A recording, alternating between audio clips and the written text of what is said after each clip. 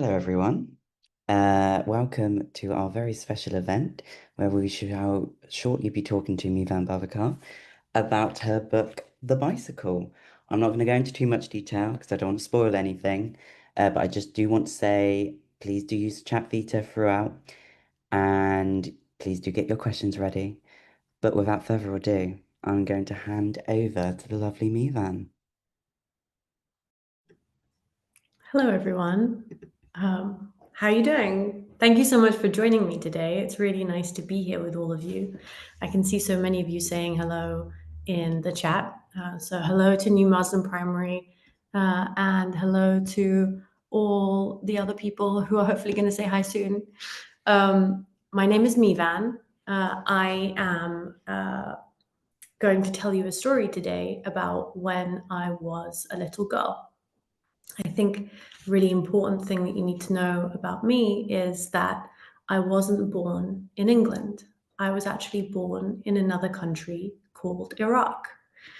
And I'm sure there are many people in the class that you're in who were born in England. And I'm sure that there are people who were also not born in England. And so maybe at some point you can all ask around and see who was born in England and who wasn't.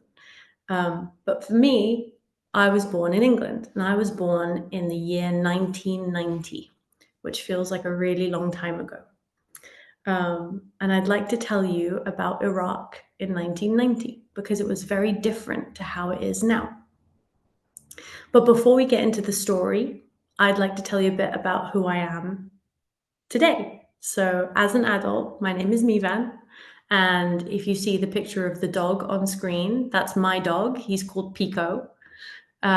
Who else in the class has a dog? Stick up your hand if you do. Amazing. These are all the dog lovers in the room. Hello to you all. But this is my dog, Pico. And I have actually two jobs. One of my jobs is writing children's books like this one that we're going to read today. And my other job is actually working at a company called Google. Who has heard of Google? So you might use Google to search the internet and you might use it to find your way around. But that's my other job that I have. If we go to the next slide. When I was a very little girl, I already told you that I grew up in a country called Iraq. And there's a picture of me as a little baby eating a grape. Grapes were my favorite. And that's my aunt who is next to me. When I was a little baby, there was something called a war in Iraq. And a war, I'm sure you've heard of that word before. A war is when there is fighting inside a country. And when there was fighting, when there was a war inside Iraq, it became very unsafe for me and my family to live there. And so my parents, my mum and dad, decided that it was better for us to leave Iraq. And they made that choice because there was lots of fighting, there were soldiers, there was bombs, and our house even got hit by one of them. And that was very scary for my family. And it meant that we lost our home and we lost a lot of the things that we loved. And they decided, my mum and dad, that Iraq was too unsafe for us to live there. So we decided to go on a journey to find a new home in a new country where it was more safe. And the story I'm going to tell you today is the story of that journey. I hope you're all excited to hear it with me. But the next picture you can see is me when I was 5 years old. And that was when I actually reached a place called the Netherlands. And I'm going to tell you about that in this story. So I'd like you to read along with me. What we're going to do is I'm going to read from the book. And on the screen, you can see all the pictures that I'm reading from. And you can read the words as well in your head. Okay? So here we go. Are you ready? Everybody get comfortable. Everybody take a deep breath. And we're going to read a story together. Okay, so the bicycle. When Mevan was a little girl, she lived in a land where figs fell from the trees and the air smelled like honeysuckle. In the morning, she'd wake to the sound of the rooster crowing, and in the evening, she'd fall asleep to the sound of the frogs peeping.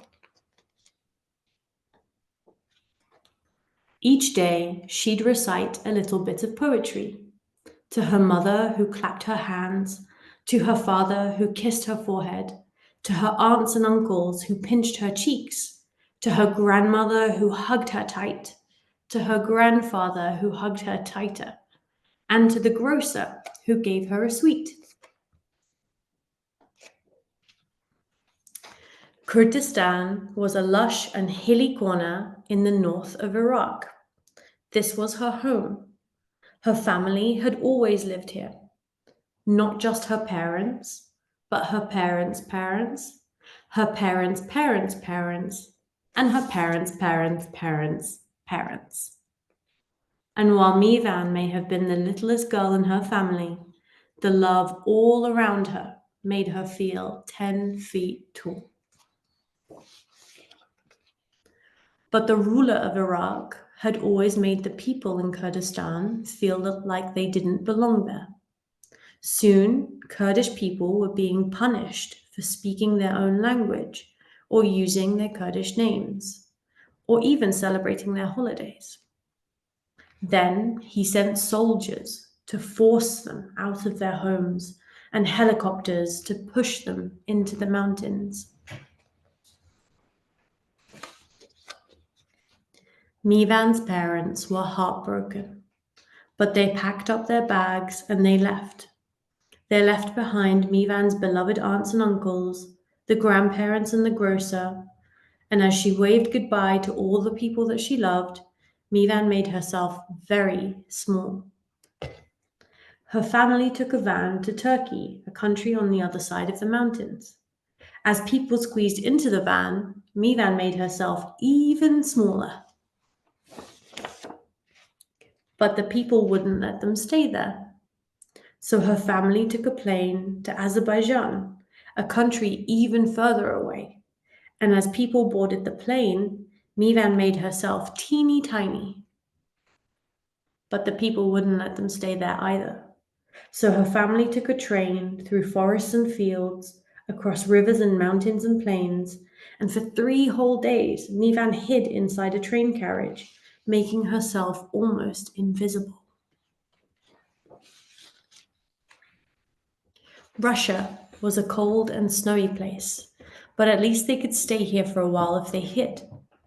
There was no aunts and uncles, no grandmother, no grandfather, and no grocer to give her a sweet. There was hardly enough money for food and no money at all for toys. Mevan watched the children in Russia play outside on their sleds. She watched them play with their dolls, but they didn't invite her to join them because she was different here too. They would point and stare and make fun of her because of the color of her skin or because her hair was different. Now Mevan wished she was invisible. After 2 long years, her family had finally saved enough money to leave Russia. They flew to the Netherlands, a green and bright country where the people told her family they could stay until they found a real home. They gave them an apartment in a tall building with other families who'd been forced to leave their homes. They even gave Mevan ice cream after dinner. But Mevan hid in her apartment and just watched from the window. People buzzed around town on something she'd never seen before, a bicycle. The grown-ups rode them to go to work, the postal workers rode them to deliver the mail, and the children rode them everywhere. Mevan wished she could go outside and join them, but she'd become so good at making herself small, she thought no one would notice her. But while she was looking out the window, someone was looking out for her. It was Egbert, the man who fixed things in the building where she lived. His job was to take care of the building, but he was a kind man, so he took care of the people inside it too. He bought blankets to one family, a lamp to another, a coat for one family, and a flower pot to another. To all those people living so far away from home, he seemed like an elf who turned up with the very thing they needed. One day, he arrived in a truck with a shiny new bike for Mevan. He had seen her when others hadn't, and his gift made Mevan feel 100 feet tall. Mevan loved the wind in her hair. She loved the squeak of the brakes, but more than anything, she loved feeling like just one of the kids. A year later, Mevan's parents got the good news that there was a new home waiting for them. A home in a country where they would be safe, where they would never have to leave. Mevan and her family had to leave in such a hurry, she never got a chance to say goodbye to Egbert. But she never forgot the feeling that that bike gave her, and she never forgot the man who taught her how big an act of kindness can be.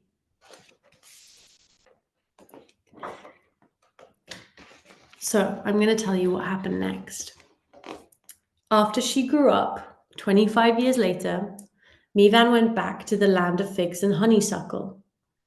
She saw her aunts and uncles, her grandmother and her grandfather, but the grocer was gone. So were many of the others who disappeared when they had to flee Kurdistan. When Mevan got to the Netherlands, she asked about Egbert. She'd thought of him often through the years, whenever she'd been sad or lonely. She reminded herself that there are always kind people in the world. So, 25 years later, she put his picture on the internet and she said, "Can anyone help me find this man?"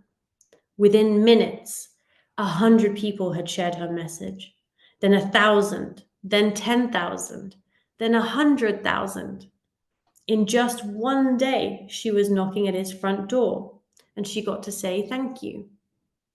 Their story started something special. Shared stories about the kind things that strangers had done for them. And then something even more wonderful happened. In a world where there are so many people running from wars, from hunger, from hatred, people everywhere, of every age, ask themselves, what's one kind thing that I can do?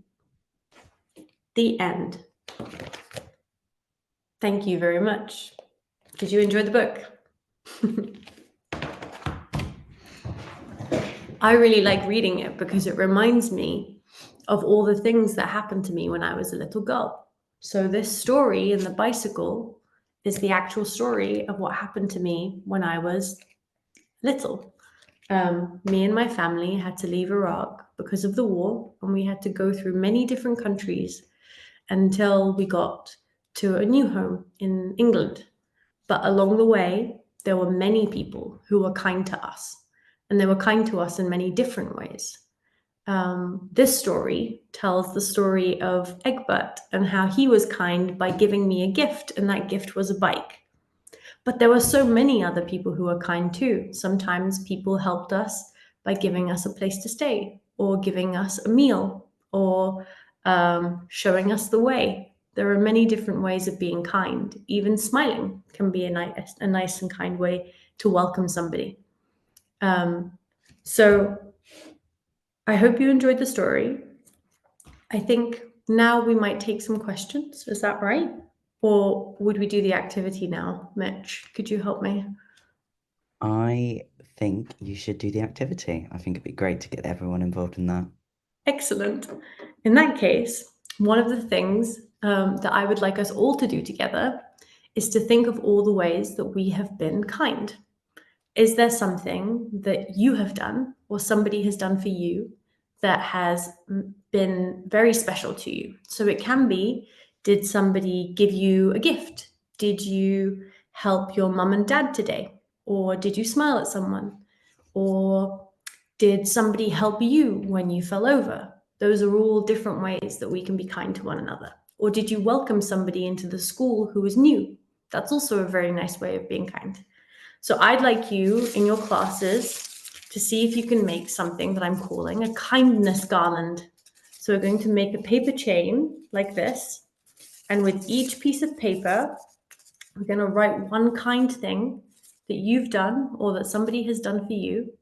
And once you've written it, you turn it into this little ring, and then you write another one, and you turn it into 2 rings, and then you write another one, and another one, and another one, and another one, until we make the longest kindness paper chain ever.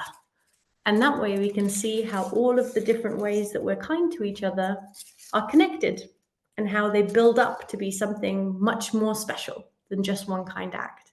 They build up to be something that's very strong and can last for a really long time. So that's the activity. And I'd love to see pictures of your paper chain when you've made them. And yes, someone also says, tell us what you're writing on your paper garlands. I would love to hear acts of kindness that have happened to you or you've done for someone. That would be really lovely. Yes, it would. And I wondered if we could start a little chain just to get things rolling.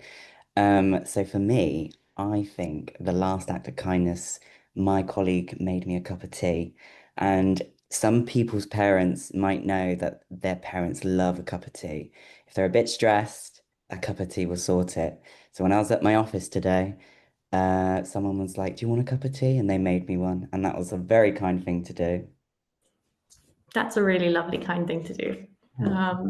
My kind thing is my friend is very sick today. And before I left the house, I decided to give him a very big hug. And he was very grateful for that. So that was my kind thing today. Very kind. And yeah, so I'm guessing we would write that on our pieces of paper and make a full chain of that. What's Yeah, the why don't we can do that right now and we can add it to the chain. So here's one. I'm gonna write big hug and cup of tea like this. And then we're going to just add it to the chain. Whoa. Hopefully it doesn't fall over. And then we've got a new addition, hopefully. I was not made to be on Blue Peter, it seems. There you go. There we go. Nice. And what's the longest chain that you think you've seen made? Oh, I saw one that was the length of a whole classroom once. It Wow, went from one end of the classroom to the other. that is So a lot of acts of kindness. I wonder if anyone can beat that. I that think would be very cool. yes. Which school today is going to have the longest chain? I do wonder. Thank you very much, Mevan, for talking through the bicycle. So I worked on the book actually. I designed the cover. And it was a lovely book to work on. Because it's so touching, it's so heartwarming. I've told everyone about it, and whenever they read the story, it gives them goosebumps. They love it so much. So now I thought would be a good time is to talk through the questions. So please do pop them in the chat when you have some. I've already got some already, so I'm hoping if I start asking, we'll get a couple more in the chat. But sort of speaking of the front cover, so we have a school in Bologna, wondering if that is you riding the bike on the front cover. That's a very good question. So it is meant to be me on the front cover. That's right. And so what I did was I shared the pictures of me as a little girl that I had with our illustrator called Yaz, and she used those pictures to create a cartoony version of me. And that's what you see here. And actually, a lot of the images in the book are pictures that I have shared that are from photographs that I have from that time. So my grandma and grandpa actually look like the grandma and grandpa in this book. So it's very special for me. That's so lovely because the same score is also asked, why do you have the same hair as the character in the book? Obviously, as you just answered, that character is you. So when Yaz was doing the illustrations, how did it feel to kind of see yourself represented as a lovely cartoon illustration? It was kind of magical, and I think um, it's a bit strange to see a cartoon version of yourself, because she can do things that I can't sometimes, or she can go off and have adventures, and I think that's exciting. The cartoon version of you can go off and do anything, and that's but it was really beautiful also to see Yaz's imagination making this creative world happen. And I worked on the words, and Yaz got to work on the images. And when they came together, it made the book very special. That's so lovely. And speaking of the words, we also have a question from the school in Bologna again, asking why did you choose a short title? That's a good question. I think that sometimes shorter titles are easier to remember. And so I think that's why we went for a short title. Yes, and I'm glad you did as well, because if I had to design a cover with a very, very long title, that would have been very hard. But I do love the title of the bicycle. It does what it says on the tin, doesn't it? Exactly. And I think it maybe everyone can be excited about a bicycle. Everybody has a relationship with a bicycle in some way. And I think it's easier to pick up a book that's called The Bicycle sometimes than a book that's called The Refugee, maybe. And so it allows us into the same story, but through a different way. Absolutely. Um, Also wondering, what has been your favorite thing about sharing this book with others? My favorite thing has been getting all the amazing questions from all the schools, like all the fantastic questions from the school in Bologna. Hello. And one of my favorite questions that I recently got asked was what happened to the grocer? And somebody asked me, did I marry Egbert? I did not marry Egbert. But everybody always has different kinds of questions, like what's it like to write a book, or were you scared when this was happening? And I think it's really nice that everybody is engaging with the story in that way. Absolutely. And speaking of writing books, we have Sarah who is dying to know, are you working on any other children's books or stories at the moment? I'm thinking about it. I haven't written anything yet, but what I would like to do is there are so many other refugee stories. Like, I have many friends who came from other countries as refugees. My good friend Zalasht came from Afghanistan, for example, and she has her own story to tell. And I think it would be nice to hear different kinds of stories about all the different ways that people can travel around the world. So that's one thing I'm thinking about. Lovely, lovely. And speaking of traveling, which has been your favorite country to visit? Oh, that's a really hard question. I think my favorite country is a small island off of Africa called Mauritius. Mauritius is like a little paradise. It's got white beaches and turquoise water and palm trees everywhere. And there's a bird that has a tail that's 3 times longer than its body, and it flies through the air, and it's a magical bird of freedom, they call it. And I think Mauritius is one of my favorite places. Oh, that's so lovely. That sounds gorgeous. I definitely have to look into visiting there. I think you should. But yeah, absolutely. But it sounds like you've traveled quite a lot. Have you ever gone back to Kurdistan as an adult? I have, yeah. So when it was safe to go back to Iraq and to Kurdistan, I did go back, and it was very different to how I remember it. And that's because the war had changed a lot of the cities, and everything had um, changed, sometimes in good ways, sometimes in bad ways.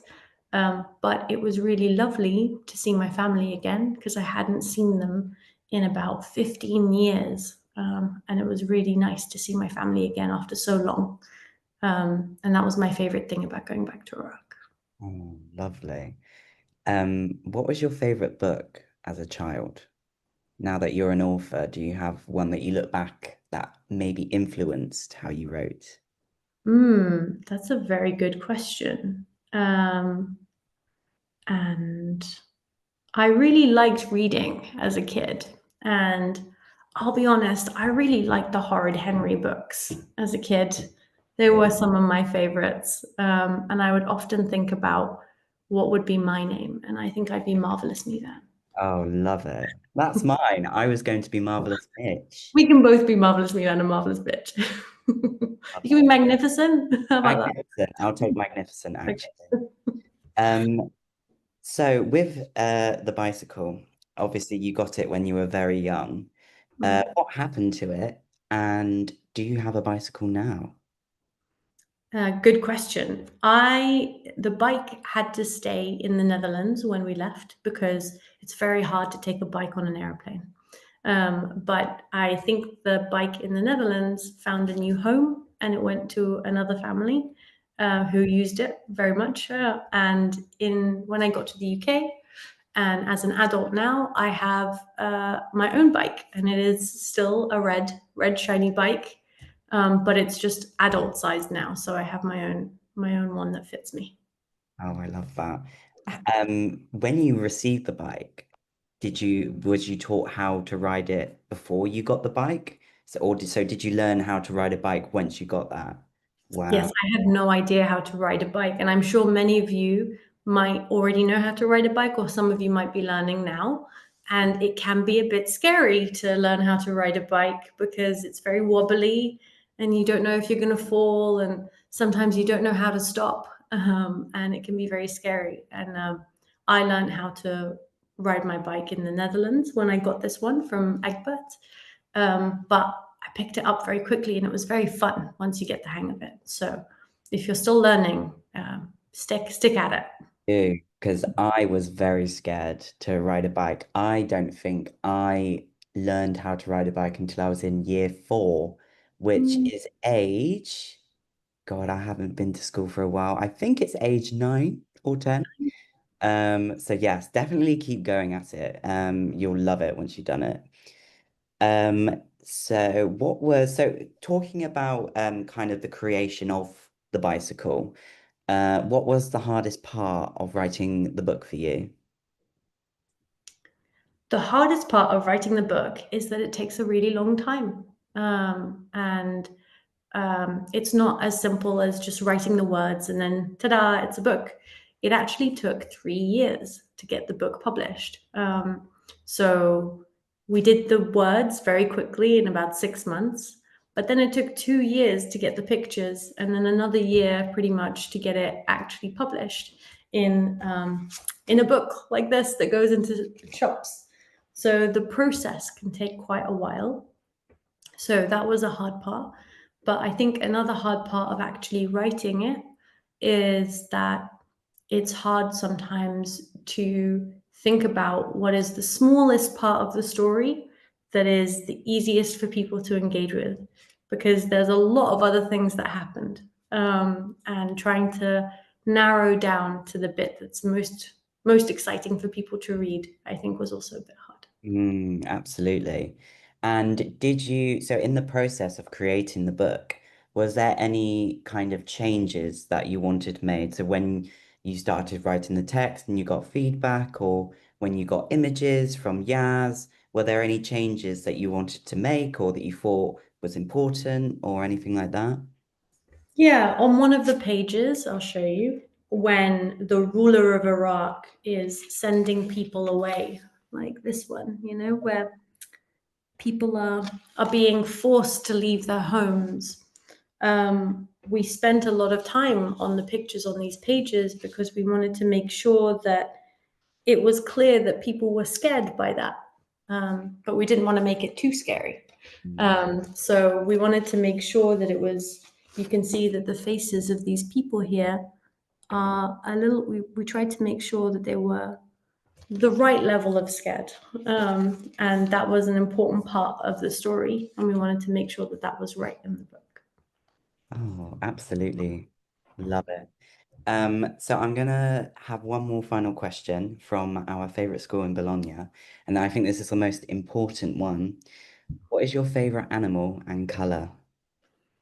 Very big questions. Thank you. My favorite color is green. I love the color green. And my favorite animal, I think it's a snake. I Ooh, really like snakes, and I know some people are afraid of snakes, but I just think they're kind of magical, and I think they've got a lot of secrets and spells inside them, and I want to know what the secrets are one day. So wow. snakes are my favorite. Hey, interesting. I think that's very different from mine. Mine is yellow, and I love zebras. That is very different, but wow. Well, thank you very much, Mevan, for talking about the bicycle.